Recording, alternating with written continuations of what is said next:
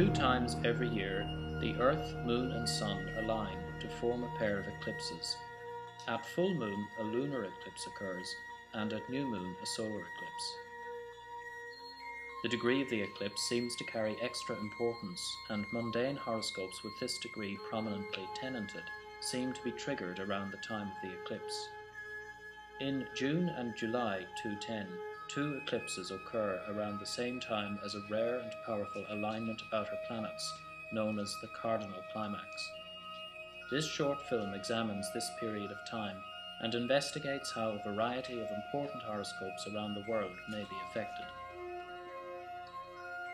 The first eclipse is a lunar eclipse which occurs on 26th of June 2010 at 11:30 am Universal Time.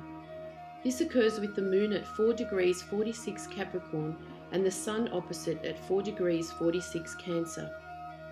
It is an unusually powerful eclipse, being aligned in a grand cross formation with the outer planets Jupiter, Saturn, Uranus and Pluto. It will be visible from Australia, New Zealand, the far east of Asia, the Pacific Ocean and the western part of the Americas. The second eclipse is a total solar eclipse, which occurs on 11th July 2010 at 7:40 p.m. Universal Time. Although this eclipse is not part of the cardinal T-square alignment, the alignment itself is more exact at this time. The eclipse path of visibility starts northeast of New Zealand and arcs across the South Pacific Ocean, crossing Tahiti, Easter Island and ending at the southernmost part of South America. The chart for the British Act of Union in 1801, which formed the United Kingdom of Great Britain and Ireland, still resonates through the years as a symbol of the British Empire and its fate, even though British sovereign territory has vastly reduced since then. The Moon at 19 degrees 26 Cancer represents the public, the common people, as opposed to the rulers, which are represented by the Sun. The July 2010 solar eclipse is very closely conjunct this moon. The position of Uranus and the ascendant in early Libra represent the inventiveness and technological creativity of Britain, but also its isolationism and stubborn independence in international affairs. The cardinal T-square, especially Saturn, will transit Uranus and the ascendant. These transits, combined with the eclipse, seem to be placing focus on the needs of the common people, tightening regulations and reducing waste in order to pacify these needs. Reform of popular representation may include limited changes to the voting system. The European Union came into existence at midnight on the 1st of November 1993 in Brussels, following ratification of the Treaty of Maastricht by all member states. Notable patterns in this chart include a very exact conjunction of the outer planets Uranus and Neptune in Capricorn in square aspect to Venus.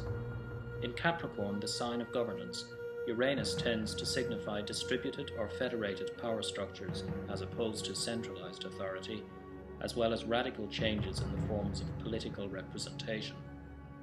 Neptune in Capricorn points to disillusionment with structures of governance and deceptive illusions of citizenship which obscure deeper divisions and boundaries. The square to Venus, the symbol of wealth, indicates the struggle to develop and maintain a common currency, the euro. The July 2010 solar eclipse very closely opposes this Uranus-Neptune conjunction, placing the political realities behind the integrity of the euro in bold relief. A spotlight is being placed on the sovereignty of states that use the euro. Is it realistic for a currency to weather the storms of international finance if the core political institutions to guide it don't exist? Events in Greece have underlined this uncertainty at the heart of the core institutions of the EU. The chart for independence of Greece from the Turks in 1821 shows the June lunar eclipse conjoined the Uranus-Neptune conjunction in early Capricorn, while the transiting cardinal T-square triggers Sun, Mercury and Jupiter in early Aries. With the Sun in Aries, the Greek sense of independence is strong, and with Mercury and Jupiter, this is allied to an enterprising, exuberant culture, but one marked by rampant corruption. The emphasis in Aries shows a nation that will not lie down without a fight, the conflict between capitalist greed and sovereignty is quite freely expressed for all to see. Enormous pressure is being placed on Greece to conform to European and international financial rules, but it is doubtful whether it can successfully bridle its people to the greater structures of international capital.